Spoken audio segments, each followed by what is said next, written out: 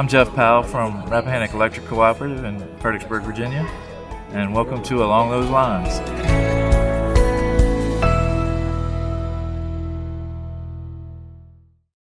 Support for this podcast comes from NRTC. Founded in 1986, NRTC is member-owned and member-driven with a technology focus. NRTC provides solutions that help their more than 1,500 members deliver advanced technology solutions across rural America. Hi, everyone. This is a podcast about electric cooperatives, the work they do, and the challenges they face. I'm your host, Scott Hoffman.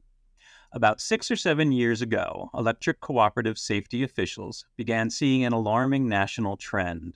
An increasing number of co-op line workers were suffering serious injuries and deaths due to accidental contacts with live power lines.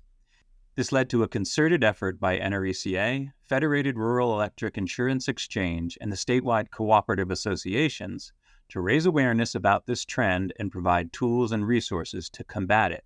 The initiative, called Commitment to Zero Contacts, kicked off in early 2018 and recently launched a suite of Phase 2 resources and programs, including a brand new virtual reality training kit that's being rolled out to statewide associations across the country. To discuss these tools and other facets of Commitment to Zero, we'll hear from Bud Branham, NRECA's Director of Safety Programs, and Corey Parr, the Vice President for Safety and Loss Control at Federated. Later, we'll talk with Farris Leonard, Job Training and Safety Field Services Director at the North Carolina Statewide, about how co-ops in his state are using the program's resources and the new VR system. Bud, Corey, welcome to the podcast. Thanks for coming on. Hey, thanks, Scott, for having us. Yeah, thanks for the opportunity. So why don't we start with a high-level look at the Commitment to Zero Contacts initiative. What is it? When did it start? What are its goals? Corey, let's start with you, and then Bud, I'll let you fill in any gaps. Basically, Bud and I had taken a look probably around 2015 or 16 to see what kind of progress we felt like we were making in the safety area associated with RESAP. And at Federated, I was looking at data to show that we were having a fairly significant impact, 20 to 25% reduction in incidents across the board. But the one concern I had was I could see that we were not affecting our serious injuries. And you mentioned the RESAP program. Just give us a quick update on what that is. Yeah, that's the national safety program where we, NRECA, work with the statewide around the company, and Federated supports that for us too. But we basically work with the statewides to provide an on-site assessment within a structured framework. So on-site teams come in once every 3 years and assess safety practices. So, Bud, I take it that the RESAP program sort of, or the Commitment to Zero, sort of extends what you're doing with RESAP and brings in a whole new set of tools and resources to help get at this issue of contacts and serious incidents. Can you sort of walk us through? I know we started in Phase 1, we're now in Phase 2. Walk us through what happened in Phase 1, what some of the resources were available then, and what you've done in this Phase 2 section. Yeah, well, like Corey articulated, we both saw the same thing, and you're right. The Commitment to Zero is an extension, basically, of RESAP, at directly pointed at the serious injuries and fatalities. And so Corey and I really took a deep dive. We went back 11 years and looked at the data, and we had a gut feel what it was, but we wanted to really look at it so that we could talk with facts. And of course, when we did that deep dive, the facts were very evident. It happened. The serious accidents happen more often than not on the routine work, short duration work that we're used to doing, mainly due to outage restoration. And it was basically the key, what we call life-saving rules, cardinal rules. And Corey and I both knew that if we could raise awareness in those areas and begin to have cooperative leaders as well as the line employees focus on those basic fundamental practices that we've all learned in this industry, that we could begin to make improvements. If I have sort of the Phase 2 goals right, what you did after this first phase of commitment was to go out and have sort of honest conversations with operations folks, and really, really sort of beat the bushes on what are the key causes of these near misses and these serious incidences that you were seeing an uptick in. Talk a little bit about some of those conversations and how they led to the products that you put into to phase 2. Why don't you start on that one, Bud? Yeah, we created guides. We created some videos to raise awareness. Federated did a great job creating some very simple videos in some of these key performance areas. But it was really a communication issue where some co-ops just made the commitment, but without a deep dive into, like Corey referenced, the blind spots that may or may not be occurring. And that's what the research shows. The research shows it's not about injury rates. There's no correlation with injury rates. It's not about a great culture. You can have a great culture, but if there's gaps in some of these areas that are critical rules, it can be like a piano just fell out of the sky. You never know it was coming. So the research is pretty clear. You have to try to find those blind spots. And so Corey and I realized, early on that we weren't, we needed to get deeper. We needed to get to the people that were doing the work. And that's where phase 2 started. Yeah, I look at it, Scott, a little bit like this. When you take the awareness campaigns have a lifespan, right? And part of the problem was people would take a quick glance in the mirror and a quick little evaluation of what's going on, and we all feel pretty good about it, right? Unless we're having to react to a negative situation, we feel pretty good about what we're doing. So what this tool has done with 2.0 is saying, okay, we think that's probably the case in most instances, but let's really take a look. Let's turn that light on that mirror and see what's really happening behind the scenes, and then let's dive in. It goes into the individual cooperative, and it's right there where the people are making the call and making the decisions. Let's get them involved with it. That's a great point, and I wonder if you could sort of tell the audience, give an example of, and you both mentioned sort of blind spots and pianos out of the sky kind of thing. Give us an example of a situation where that you've either seen or that you've heard about, where a blind spot existed that, and I mean, I guess, but the definition of a blind spot is people just don't know it's there. Talk a little bit about these actual situations, just to kind of illustrate what we're talking about. An example, one simple one, Corey has a bunch too, is that, we know that if we work between grounds in this industry, we're going to be very, very safe for the most part. Now, there's other steps with the clearance procedure too, but we also know that the temptation, the positive effect of saving time when you're out in the field, it's midnight, 3 a.m., and you can save 15 minutes. It's real easy to say, well, we test for voltage, we got a visible open spot, we can put on our gloves and go to work. And so those are the temptations that exist, and that positive effect of saving time is what, from a human nature standpoint, is so hard to overcome. So it's a challenge from a human behavior perspective. Yeah, I think one other thing that comes in with that kind of puts us in that mindset when we're out there in the field is to Bud's point. Time, saving time and getting there. But let's think about it from a lineman's perspective, from a utilities perspective, that is to keep the power, keep the lights on and the power moving. So we're talking about people that there's fulfillment in making sure that the lights are back on, they're back on efficiently and quickly. We have a lot of forces against us, right? So we have to be intentional in making sure we do certain things. And fortunately, it doesn't happen often, but when it does happen, it is devastating when that shortcut becomes tragedy.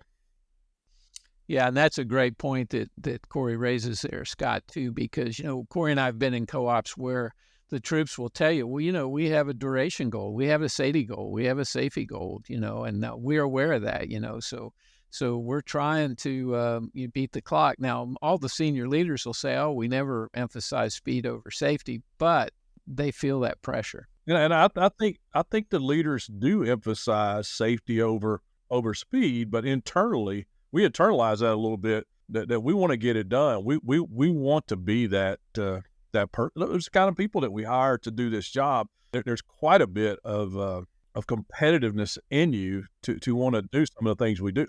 I mean, who wants to get up in the middle of the night when it's cold, raining, and run out there in a storm or into a hurricane, right? I mean, those are the people we're talking about. They're there, and that's a mindset that we have to really work toward.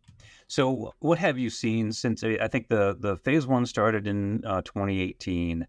So it's been right around 5 years since this has been out there. Have you seen any results with the numbers coming down?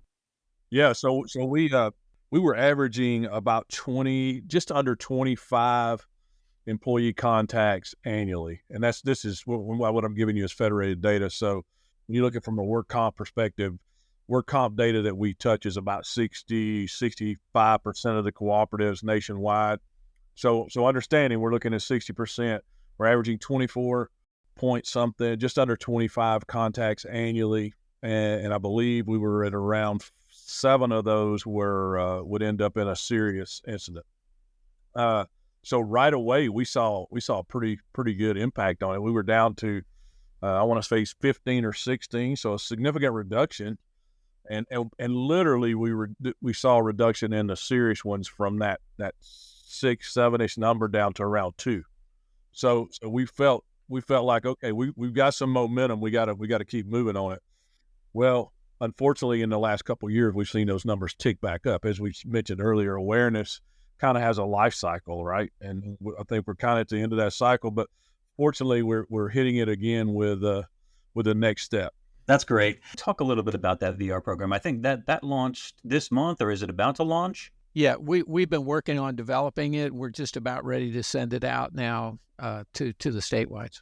That's great. So yeah, tell us a little bit about how it works. So it's called the virtual reality downline experience, right? Yes, sir. And so and how do you actually implement the program? How did you get it built? And what is sort of the way it works in terms of rolling it out to the co-ops? Well, we hired a vendor, Electric Code, which is a subsidiary of Pike. They do a lot of their training in a virtual world, so they had digitized a lot of the environment that any utility would typically use. So that made it quicker, easier, less expensive. Corey and I got together, and with the approval of leadership, we were able to share the development costs for this first go-round, and then distribute at least one headset with an experience to all of the states, either through their statewide safety program or designated people within the states. You know, I was a skeptic, I guess you would say, because I guess my skepticism comes, Scott, from when you think about virtual reality, you're going to hand someone something and let them walk through that, right? Well, how do you measure? You know, how do you measure how well it worked? Well, this is a little different. I mean, it's a platform where you're in the virtual world there, walking through the process that's a known process that we put together with leading practices. But as you're walking through it, it's being mirrored up on a screen. So the intent is, hey, let's get this thing and let crews sit down and do it, right? So if a small group is sitting there doing it, everybody's watching.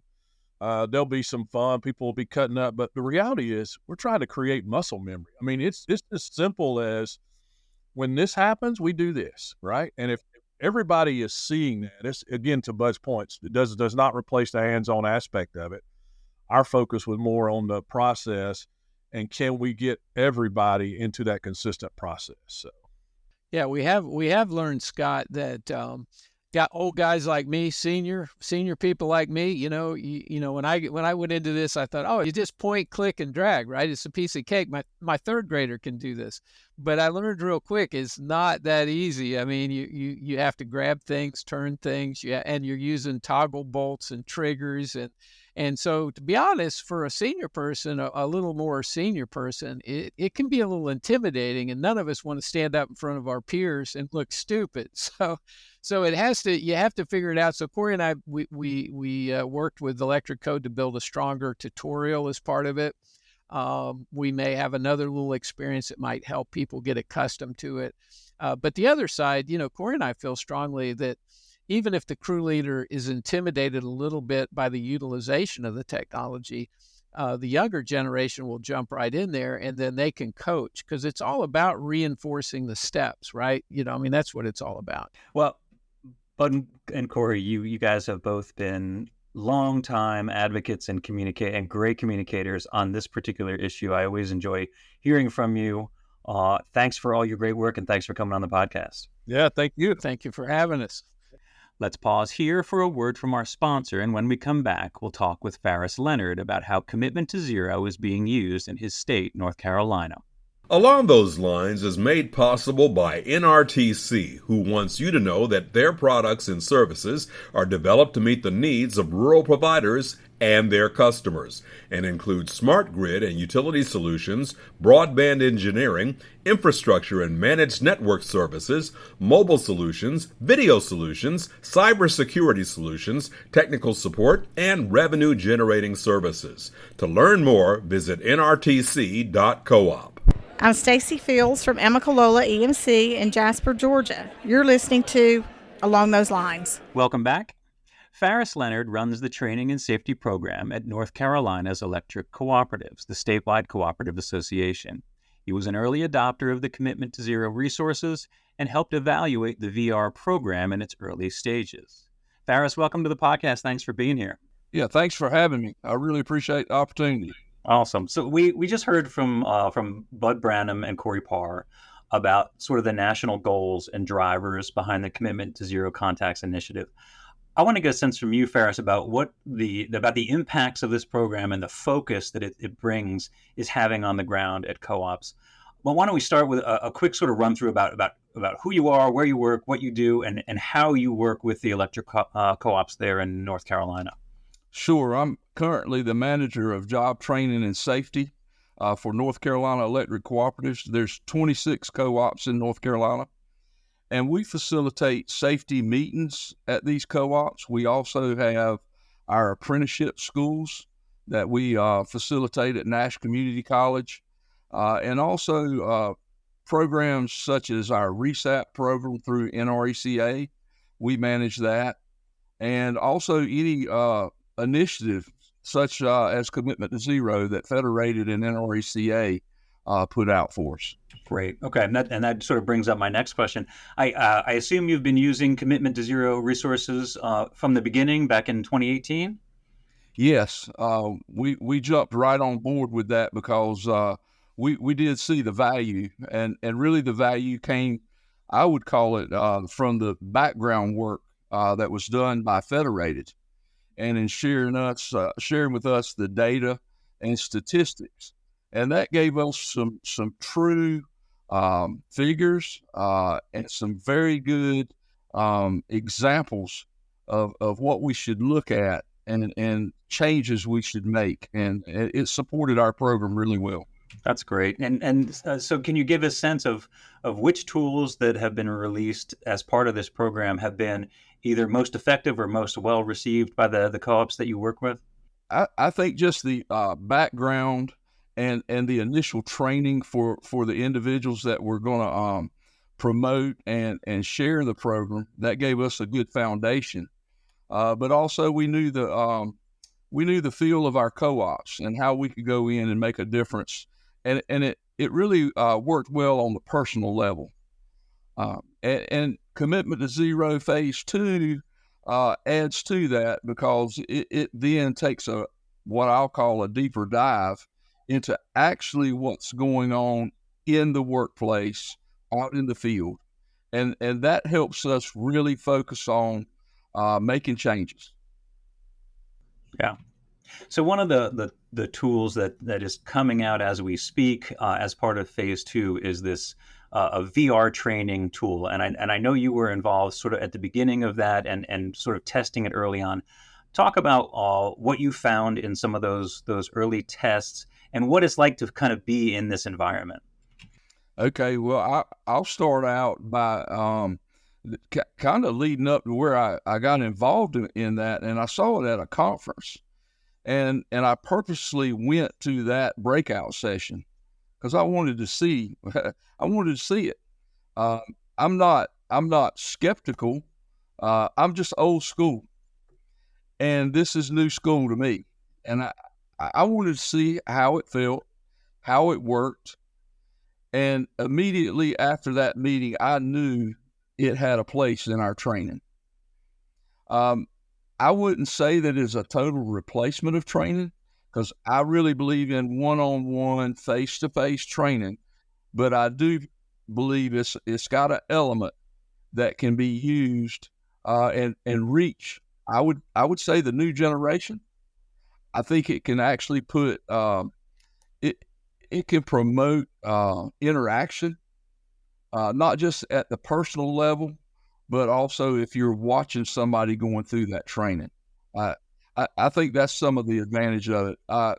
They sold me after I went to that first meeting. If you could just sort of describe what you see when you put the VR goggles on, they start running the program. What are some of the things that you are sort of expected to do in that environment? Well, definitely this first session that they've loaded really focuses on one of the areas where we've got a lot of electrical contacts, and that's repairing a down line. And it may seem simple.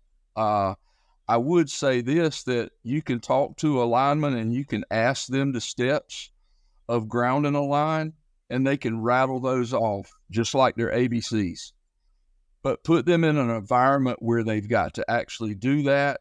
And the VR does that. It puts you in that environment where you're forced to perform.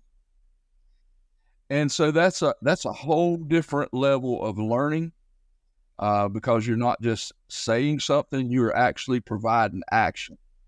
And so I think that's where it's really got its niche. That's great, Farris. Well, you and your colleagues in the program work a lot harder than I think most people realize. You're out there all the time. You guys are taking all of this on board. So I really appreciate you coming in and coming on and giving us your expertise. It means a lot. Yeah, well, thank you. I appreciate it. I mean, that's one thing the safety personnel, they want to do. They want to share the message. They want people to go home at the end of the day safely. We take ownership in that. And thanks to you, our listeners, and to our sponsor, NRTC. For more on the Commitment to Zero Contacts program, visit cooperative.com.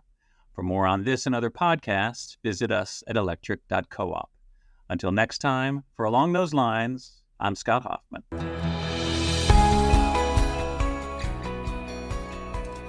I'm Sam Taggart from Poudre Valley REA. Thanks for listening to Along Those Lines. Subscribe and rate us on your favorite podcast app.